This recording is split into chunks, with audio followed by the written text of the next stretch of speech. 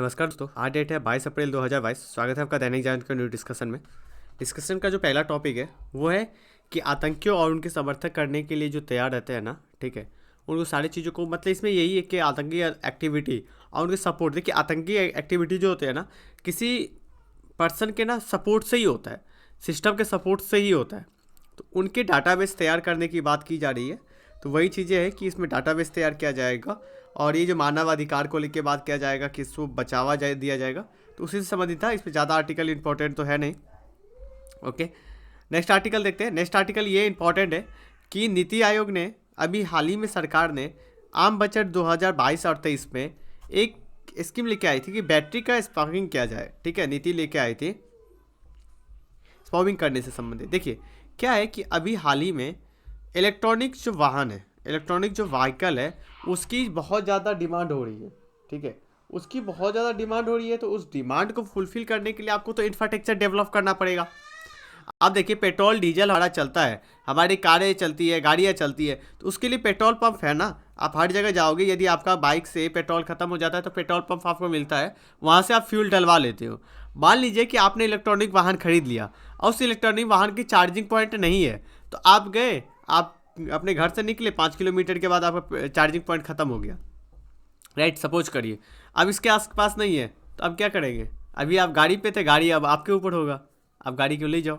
इन सारी चीज़ों को, दिक्कते को, समस्या को ख़त्म करने के लिए सरकार ने बोला था कि बैटरी का स्पेयरिंग मतलब होता है कि देखिए, एक बैटरी है, ठीक है, जैसे मान लीजिए कि ये हमारा सिंपल भाषा में समझते हैं इसको, ये पेट्रोल पंप जैसे होता था वैसे एक सेंटर होगा। आप यहाँ पे बाइक लेके गए, आप यहाँ पे रुके, आपकी बाइक का जैसे देखे कि आपने बैटरी डाउन है, ठीक है, तो आप यहाँ पे गए, आपने पुराना बैटरी दिया और चार्जिंग वाला बैटरी लिया, अपने में लगा लिए। ठीक है, ये कोई चार्ज लेंगे, जैसे हम लोग पेट्रोल डलवाते तो चार्ज होता है ना, वो चार्ज लेंगे। आपको चार्जिंग वाला बैटरी में ईजी टू पंचिंग होगा, मतलब लगाने में ईजी होगा, 2 से 3 मिनट 5 मिनट में ये फिट कर दिया जाएगा। तो आपको यहाँ फिट करके लग जाएगा, फिर आप दूर तक जा सकते हो। फिर यदि आपका ख़त्म हो जाता है तो फिर दूसरा स्टेशन मिलेगा जहाँ पे ये चीज़ें होगा। तो इस तरह की डेवलप किया जा रहा है सिस्टम, जिससे कि लोगों को क्या हो कि आसानी हो, सुविधा हो और लोग इलेक्ट्रॉनिक वाहन की तरफ स्विच करें। अभी हमारे लिए क्यों इलेक्ट्रॉनिक वाहन इंपॉर्टेंट है? क्योंकि आज तो पृथ्वी दिवस भी है, आज आपको पता होना चाहिए पृथ्वी दिवस है, ठीक है। और हमारे यहाँ पे ना जलवायु परिवर्तन, क्लाइमेट चेंज, पॉल्यूशन, ये सब सबसे बड़ी समस्या बन के आज के टाइम में निकल के आई है। और देख सकते हो, और पेट्रोल का महंगाई देखिए कितनी ज़्यादा बढ़ रहा है। आप समझिए कि पेट्रोल की महंगाई, यदि सबके पास इलेक्ट्रॉनिक वाहन रहेगा तो क्या होगा? पेट्रोल का मांग कम होगा। जब पेट्रोल का मांग कम होगा तो क्या होगी? प्राइस कम हो जाएगा। तो पेट्रोल के ऊपर से डिपेंडेंसी यदि कम होगा, मान लीजिए कि बाइक ले लीजिए या फिर 3 पहिया वाहन ले लीजिए, ये दोनों का ही कम हो गया, तो उसका दाम कम होने से क्या होगा कि दूसरे जो वाहन है उसकी प्राइस, उनकी प्राइस कम होगा। तो उनकी प्राइस कम होगा तो क्या होगा? हमारा वस्तुओं का भी दाम इसमें कम होने का आसार रहता है। तो इसलिए सरकार के पास अभी सबसे बड़ी चुनौती है कि इसको कम किया जाए, पॉल्यूशन को कम किया जाए, जलवायु प्रदूषण को रोका जाए। वैश्विक जो तापमान है जो 1.5 डिग्री है, ठीक है, इसको रोकने की बात की जा रही थी। सिमिटेसली इसको हम डिस्कस करने के बाद एक एडिटोरियल है, जस्ट हम उसको डिस्कस करेंगे, जलवायु परिवर्तन से संबंधित है। तो हमारा एक ओवरऑल व्यू बन जाएगा जलवायु परिवर्तन से संबंधित, ठीक है। तो ये चीज़ों तो सरकार के द्वारा पेश किया गया था 2022 और 23 के आम बजट में। अब इसके लिए काम कौन कर रहा है? तो इसके लिए काम कर रहा है नीति आयोग। ये नीति आयोग बोला है कि 40 लाख से ज़्यादा यदि कोई शहर में आबादी है, ठीक है, वहाँ पे ये सेंटर बनाया जाएगा, ठीक है। 1 वर्ष से लेकर 2 वर्ष के भीतर में बैटरी गैस पाइपिंग व्यवस्था की जाएगी, जिससे इलेक्ट्रॉनिक वाहनों को लाने वाले हर व्यक्ति की यहाँ पे सारी सुविधा रहेगी, ठीक है। यूआईएन किया जाएगा। तो वही सारी चीज़ें, तो इस तरह की व्यवस्था करके सरकार चाह रही है कि हम ज़्यादा से ज़्यादा अल्टरनेटिव रूप से इलेक्ट्रॉनिक वाहन को लेके आया जाए।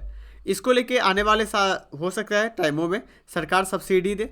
आपको पता है कि कोई चीज़ें नया चाहिए, जैसे आपने जियो का डाटा आज यूज़ कर रहे हैं, ठीक है, जियो एक टाइम समय में जियो फ्री हुआ करता था, फिर तो मज़ा अलग ही था चलाने का, ठीक है। एक समय में जियो फ्री हुआ करता था, लेकिन आज क्या है, जियो पैसे से आ रही है। तो किसी भी चीज़ों को लाने के लिए पहले तो उसको सब्सिडी देना बहुत ही इंपॉर्टेंट है। तो सरकार के द्वारा इसमें सब्सिडी दिया जाता है।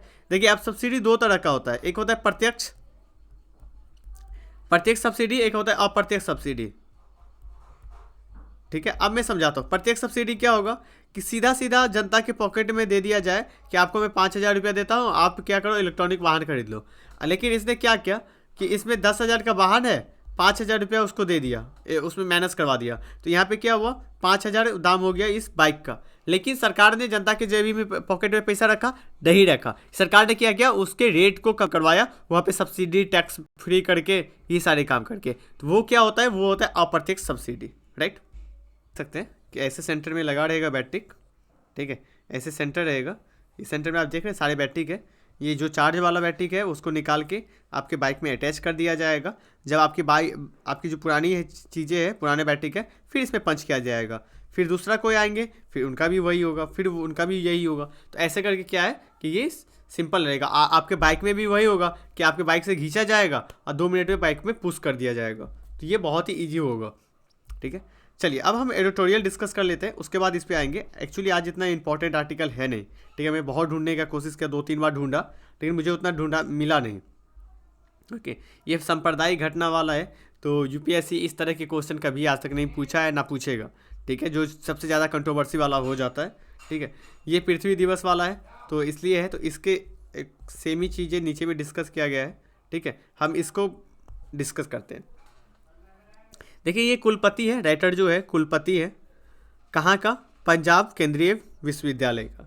ये बता रहे हैं कि मानव जो समाज के साथ साथ संपूर्ण चेतन, इसको आप जीएस पेपर 3 से लिंक कर सकते हैं, ठीक है। सॉरी, जीएस पेपर 3 से इसको आप लिंक कर सकते हैं, जिसमें क्या है कि संपूर्ण जो चेतन और अवचेतन जो जगत है, ठीक है, चेतन और अवचेतन जो जगत है उसमें जलवायु परिवर्तन और वैश्विक तापमान से पैदा हो रही समस्या जो है ना, सबसे बड़ी समस्या आज के डेट में निकल के आ रही है, ठीक है। अब भविष्य में हो सकता है ये समस्या और ज़्यादा हो सकता है, ठीक है। ये समस्या भविष्य में क्या हो सकता है, और ज़्यादा हो जाएगा, राइट। ये समस्या भविष्य में और ज़्यादा हो जाएगा। तो इन समस्या को क्या बताया जा रहा है कि ये वैश्विक चरण की घटना जो है ना, जिसमें क्या क्या प्रॉब्लम होता है कि तापमान एवं समुद्री स्तर को बढ़ावा में वृद्धि होगा। मैं बस समझाता हूँ, एक एक पॉइंट को समझेंगे इसमें। देखिए तापमान बढ़ेगा तो ग्लेशियर जो होता है ना, ग्लेशियर पिघलेगा, ठीक है। ग्लेशियर पिघल के कहाँ पे आएगा, समुद्र में। ग्लेशियर पिघल के समुद्र में आएगा तो समुद्र का जो स्तर है, समुद्र का स्तर क्या होगा, ज़्यादा होगा, समुद्र के स्तर को ज़्यादा मिल जाएगा, ठीक है। तो समुद्र के स्तर ज़्यादा हो जाएंगे, तो ज़्यादा हो जाएंगे तो लैंड से जो सीमा लगता है, जैसे देखिए ये समुद्र है, ठीक है, ये समुद्र है, यहाँ पे तो लैंड लगेगा ना, तो इसकी पानी स्तर ऊपर होकर क्या होगा, इधर पानी चला जाएगा। तो यहाँ जो लोग रह रहे हैं उनको क्या होगा, नुकसान होगा।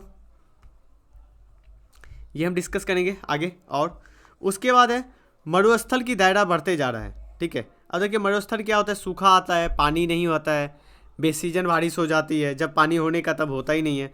बेसीजन वर्षा हो जाता है, बेसीजन वर्षा होने से क्या होता है कि वहाँ पे के लोग, वहाँ की ज़मीन क्या हो जाता है, मरुस्थल हो जाता है, राइट। उसके बाद है हिमनदों का पिघलना, वही चीज़ें मैंने बताया कि ग्लेशियर को पिघलना, ठीक है। बाढ़ और सुखाड़ के साथ साथ जल ज़्यादा आ जाना। मैंने क्या बताया आपको कि पिघल के जब समुद्र में आएगा, वर्षा ऐसे समय में होगा जो समय की ज़रूरत नहीं है, मांग नहीं है, फिर क्या होगा, वर्षा होगा, फसल के लिए क्या होगा, नुकसान होगा वो, और बाढ़ जैसी समस्या आपको देखने के लिए मिलता है, ठीक है। उसके बाद है मिट्टी की जो गंभीरता के साथ आप देख सकते हैं, प्लास्टिक, ये सारी चीज़ें, और हम उर्वरक का बहुत ज़्यादा यूज़ कर रहे हैं, उन सारे चीज़ों से ही क्या हो रहा है कि मिट्टी की जो उर्वरकता है वो ख़त्म हो जा रहा है, मिट्टी की उर्वरकता ख़त्म हो जा रही है। अब देखिए हमारे जीव में ना, हमारे बहुत सारे पक्षी ऐसा हुआ करते थे जो मिट्टी के अंदर ऐसा कीटनाशक होता था जो हानिकारक होता था, वो उसको खाया करते थे। लेकिन आज जलवायु परिवर्तन के कारण आप देखोगे कि कितने ऐसे पक्षी हैं। आप मुझे कमेंट बॉक्स में बताना कि आपने अभी तक कौन कौन सा पक्षी का नाम नोटिस किया है जो आपको दिखाई नहीं दे रहा था, पहले बहुत ज़्यादा दिखाई देता है, जिससे कि हमें आइडिया लगेगा हाँ इस टाइप का पक्षी जो है वो वर्नेबल कैटेगरी में जा रहा है, राइट। तो वो जो पक्षी है ना, ठीक है, वो पक्षी क्या है कि वहाँ पे वो नहीं मिल रहा है, लेकिन अभी के डेट में क्या था, वो चीज़ें था। तो ये चीज़ें अब ये मिट्टी में ये जो खतरनाक वाले कीटनाशक है, ये सुखा नहीं पाता है, ये है ही नहीं, तो ये नहीं कर पाते, तो ये क्या होता है, मिट्टी को नुकसान पहुंचाता है। ये हो गई, ठीक है। उसके बाद है प्रदूषण। आप देख सकते हो कि प्रदूषण का स्तर जो है ना, वर्ल्ड में भारत की स्थिति बहुत ही गड़बड़ है। हमने आपको बताया था कि वर्ल्ड का जो टॉप 10 में शायद 7 या 6 भारत के देश शहर है, ठीक है। तो ये हमारे लिए सबसे चुनौतीपूर्ण चीज़ें आ जाती है। ओके, अब राइटर के द्वारा बात किया जाता है कि प्रकृति विरोधी कृषि का जो प्रोत्साहन तथा नगरीय और औद्योगिकरण जो जनित हमने लाभ कर रहे हैं ना, उसका ही एक मापदंड है। अब प्रकृति नेचर के साथ साथ हम जो कृषि करते थे, अभी क्या है कि हम फसल की पैदावार बढ़ाने के लिए बहुत ज़्यादा उर्वरक का यूज़ करते हैं। अब देखिए, उर्वरक का बहुत ज़्यादा यूज़ करते हैं। अब मान लीजिए कि आपने पेड़ रोपा, ठीक है, आपने रोपा, ठीक है, ये आपने वो लगाया, मान लेते हैं कि गेहूँ का। अब गेहूँ में आपने क्या किया, कीटनाशक डाल दिया। अब कीटनाशक डालने से कोई पक्षी आके इसके खेत में से कुछ भी खाता है तो वो कीटनाशक के साथ साथ उसकी डेथ हो जाती है, वो मर जाता है, राइट। जब उसकी डेथ हो जाती है तो वो क्या होता है कि वो जैव जो हमारे इकोसिस्टम है, ठीक है, इकोसिस्टम से वो अलग हो जाता है, हट जाता है। और आपको पता है कि हमारे यहाँ पे फूड चेन है, मतलब फूड चेन होता है, एक दूसरे के ऊपर निर्भर होता है, राइट। ये चीज़ें होती है। मान लेते हैं कि इसको ये नहीं खाया, ऐसे होता है, इसको ये खाएगा, इसको ये खाएगा, इसको ये खाएगा, और इसको ये खाएगा, इसको ये खाएगा। मैं आपको मान के चलता हूँ कि मैं यहाँ से ना, एक मिनट, मैं आपको सही से एग्जांपल ही देता हूँ। घास जो है, घास, ठीक है, पेड़ पौधे, उसको खाया रैबिट, ठीक है, रैबिट को खाया फॉक्स, ठीक है, फॉक्स खाया, फॉक्स को कौन खाता है, शेर खान। शेर खान आपने देखा ना, तो शेर खान मतलब शेर खाता है, शेर खाया। अब मैं यहाँ पे क्या करता हूँ, रैबिट को हटा देता हूँ, रैबिट यहाँ से इस इकोसिस्टम से हट गया। अब क्या होगा, अब ये बहुत ज़्यादा हो जाएगी, अब ये ज़्यादा हो जाएगी तो इसकी बैलेंस नहीं बन पाएगी। दूसरा चीज़ है, फॉक्स खाएगा क्या, फॉक्स तो डायरेक्ट जाके तो घास नहीं खाएगा ना, फॉक्स तो रैबिट खा सकता है क्योंकि ये मांसाहारी है, शाकाहारी तो है नहीं कि ये घास खाएगा। तो यहाँ से फॉक्स की भी डेथ होगी। अब फॉक्स की डेथ होगी तो शेर खान क्या करेगा, शेर खान डायरेक्ट जाके घास खाएगा नहीं, तो शेर खान को भी प्रभावित होगा। तो ये एक चेन है। एक चेन में क्या है कि किसी भी चीज़ों का टूटता है, एक भी जीव जंतु प्रभावित होता है तो उससे पूरा ही हमारे इकोसिस्टम पे प्रभाव पड़ता है। ओके, नेक्स्ट, चलिए नेक्स्ट पॉइंट डिस्कस करते हैं। नेक्स्ट पॉइंट इसमें राइटर के द्वारा बताया जाता है कि हमारा जो मानव जीवन है ना, उस मानव जीवन में लेस इज मोर, ठीक है, मतलब कम है लेकिन बहुत है। कम का यूज़ करके हम बहुत ज़्यादा चीज़ें करते हैं कि जो हमारी पहले जो प्रवृत्तियाँ थी ना, हम लोग क्या बोलते थे, संतोषम परम सुखम, सबसे बड़ा संतोष है। मतलब आप क्या हो कि आप सेटिस्फाइड हो, अपने जितने ही रिसोर्स है ना उसमें सेटिस्फाइड होना चाहिए हमें। लेकिन हम लोग आजकल वो चीज़ें भूल चुके हैं, हम उसको त्याग के हम लोग आ चुके हैं मोर इज लेस। हमारे पास जितना है वो बहुत कम है।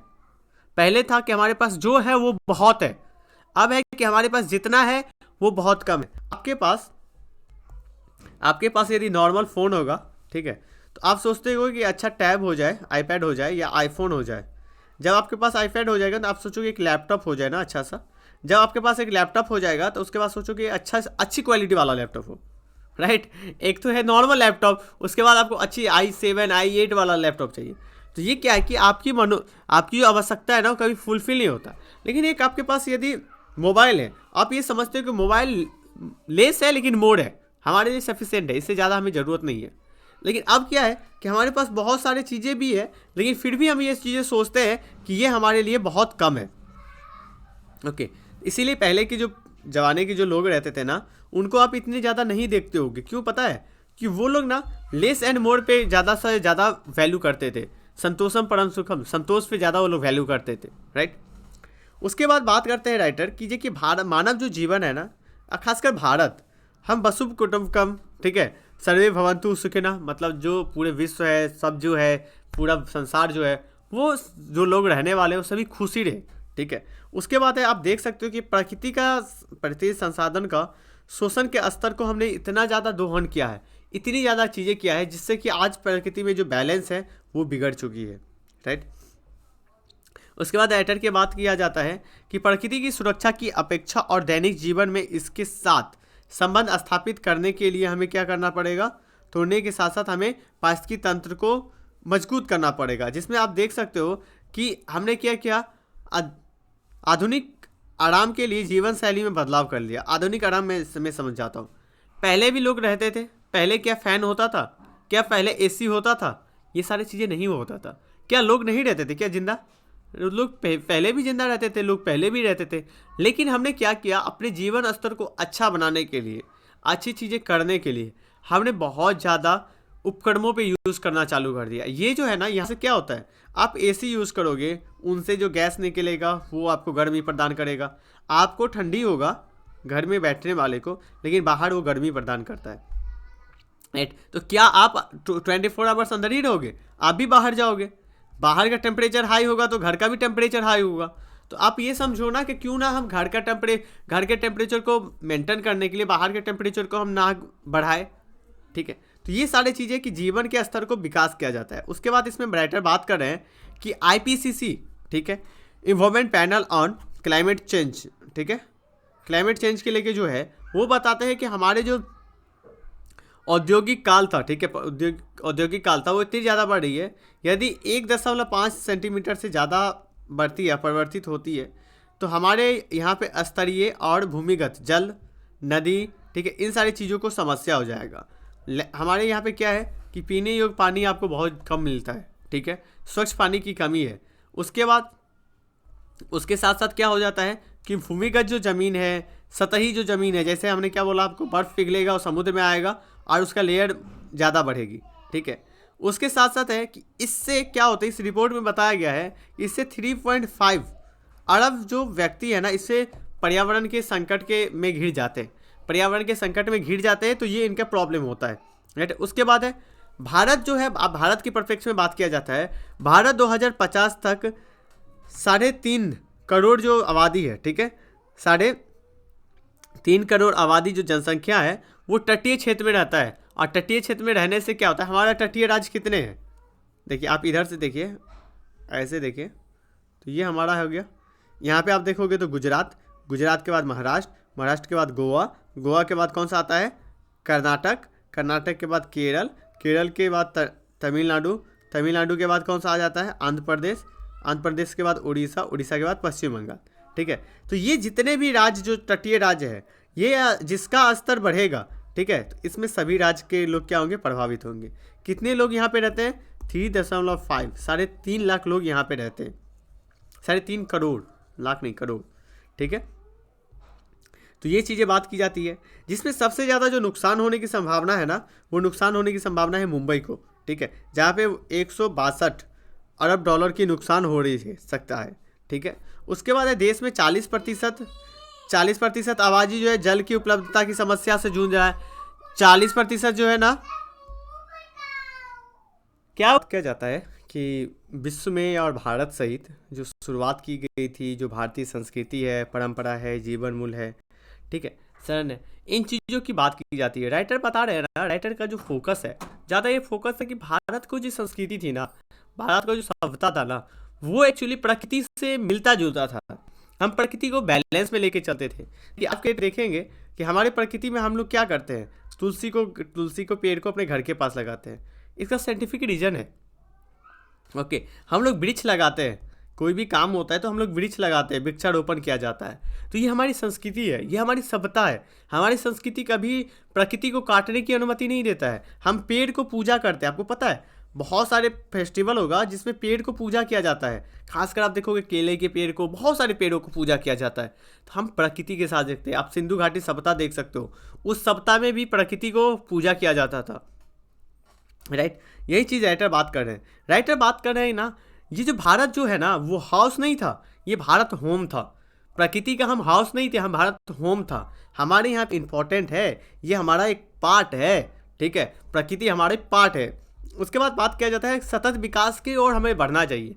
सतत विकास ऐसा होता है, वैसा विकास जो प्रकृति के साथ, मतलब कि आने वाले पीढ़ी के साथ रख के, फ्यूचर को देखते हुए वर्तमान को हम विकास करेंगे। ये नहीं कि अभी के विकास के लिए हम बहुत सारा प्रकृति का दोहन कर ले, प्रकृति संसाधनों का दोहन कर ले, ऐसा नहीं किया करने की बात की जाती है।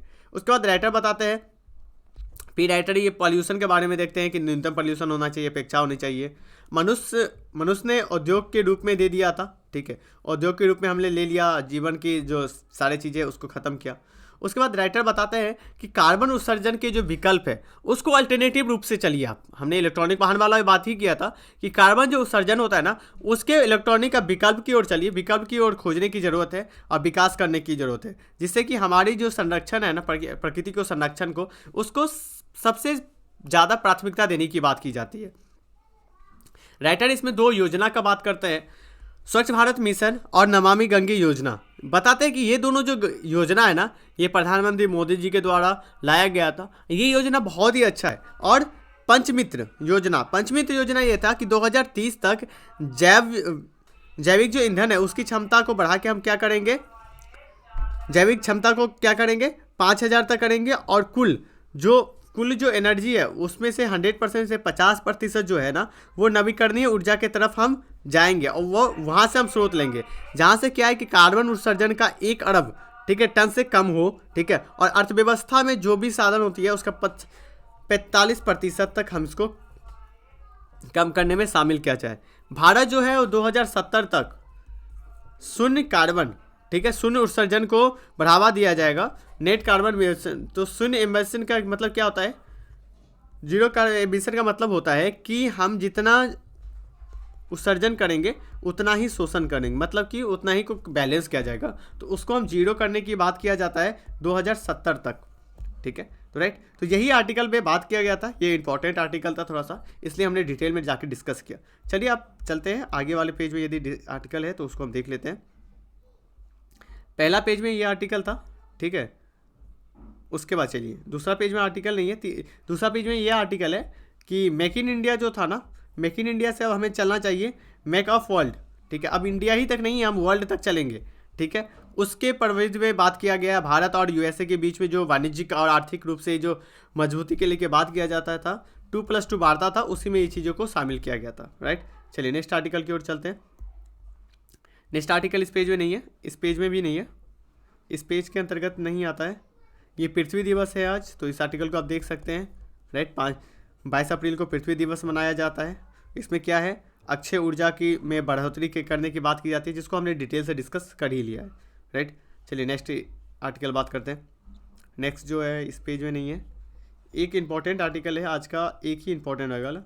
ये देखिए, विश्व जो है ना, विश्व बैंक जो है वो प्रमुख जो भारत ने क्या है कच्चा तेलों का अपना निर्यात करना चालू किया है, उससे संबंधित है कि जो हमारे स्टोर में है उसका यूज़ करना, ये सारी चीज़ें, तो इसको सराहना दी है, तो ये इसी से संबंधित है। तो ये इतना इंपॉर्टेंट आर्टिकल था नहीं। नेक्स्ट आर्टिकल इस पेज में नहीं है, एक आर्टिकल इंपॉर्टेंट होगा G20 वाला, 1 मिनट ना, एक आर्टिकल इंपॉर्टेंट है, निर्मला सीतारमन वाला होगा, ये रहा। वैश्विक सुस्ती से निपटने के मिलकर करे प्रयास, तो G20 के लेके जो अभी वित्त मंत्री और केंद्रीय बैंक के गवर्नर के द्वारा मीटिंग हुआ था, तो उसी में ये सारी चीज़ें चर्चा किया गया। तो अब हम G20 के बारे में देख लेते हैं। G20 है, G20 जो है ना, इसका परिचय है कि ये विश्व समूह है, ठीक है, वर्ल्ड बैंक और IMF के प्रतिनिधि जो है ना, और यूरोपीय यूनियन, और उनके क्या है कि 19 देशों के साथ मिलके ये बने हुए हैं। 19 देश प्लस एक यूरोपीय यूनियन। कौन कौन से देश इसके सदस्य हैं?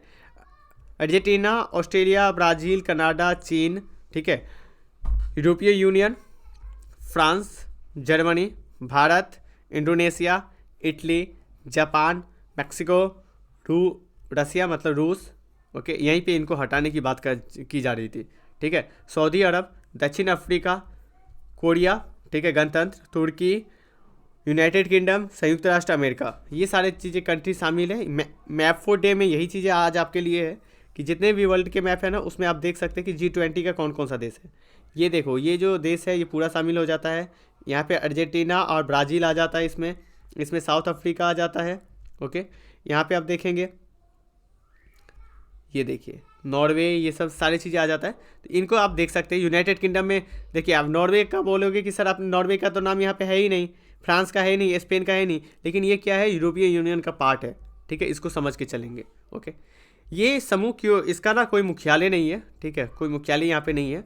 G20 क्यों इंपॉर्टेंट है, आप देख सकते हो G20 में वैश्विक जितने भी देश होते हैं ना, एक तो ये उभरती हुई अर्थव्यवस्था वाले देश का एक साथ लाता है, एक साथ आते हैं। इसमें वैश्विक जो व्यापार होता है उसका 75%, विश्व में जो निवेश होता है उसका 85%, सकल घरेलू उत्पाद मतलब GDP का 85%, और विश्व 2/3 जनसंख्या का प्रतिनिधित्व करता है, ठीक है, इसलिए ये इंपॉर्टेंट हो जाता है। ओके, चलिए नेक्स्ट आर्टिकल की ओर चलते हैं। नेक्स्ट आर्टिकल इस पेज में है ही नहीं, ठीक है, और जो इंपॉर्टेंट आर्टिकल था आज के डेट में हमने कवर कर लिया, तो आज के लिए यही इंपॉर्टेंट आर्टिकल था। और जो टारगेट आप फॉलो कर रहे हैं, डेली टारगेट, ठीक है, डे 2 डे 3, तो ये आप टारगेट फॉलो करिए। आज डे 3 अपलोड होगा, तो उसको क्या करिए। और जो NCERT जो 0 से है ना, वो भी इस टारगेट को फॉलो कर सकते हैं, क्योंकि हम अभी NCERT पे फोकस बनाए हुए हैं और हम टॉपिक वाइज पढ़ रहे हैं, ना कि बुक वाइज। हम टॉपिक को यहाँ पे कंप्लीट करेंगे। ओके, तो आज के डिस्कशन में इतना ही। Thank you so much.